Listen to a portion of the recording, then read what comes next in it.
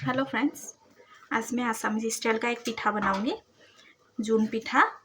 उसके लिए मैंने आटा और मैदा मिक्स करके गूंद लिया था। जैसे रोटी बनाते हैं ऐसे ही आटा को गूंद के रख दिया था मैंने 10 मिनट के लिए। और ये मैंने थोड़ा सा सब्जी लिया है, बीन्स, गाजर और आलू। अभी मैंने एक कढ़ाई ले लिया, उसमें तेल डाल दिया। जैसे ही तेल गर्म हो जाएगा उसके बाद मैंने जो सब्जी काट के रखा था वो डाल दूंगी।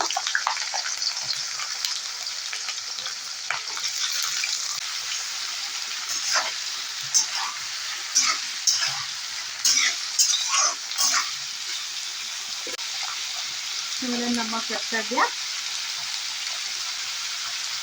हल्दी पाउडर,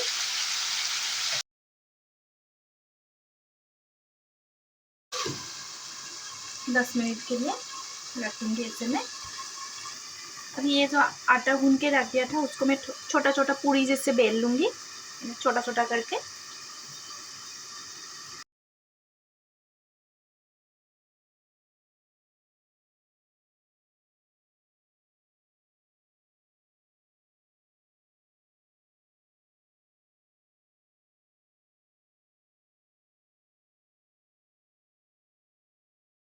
ये मैंने पूरी भी बना लिया है।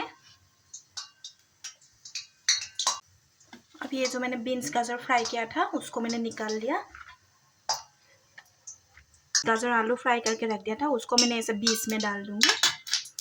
बीच में डालने के बाद इसे उसको फोल्ड करके पूरी पे फिर ऐसे ऐसे करके शेप बना के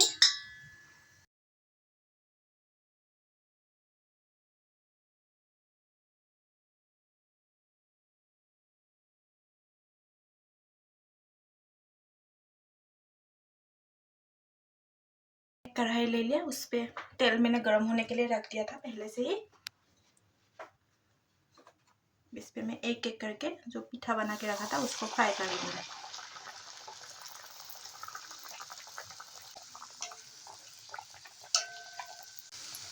जो पिठा बना के रखा था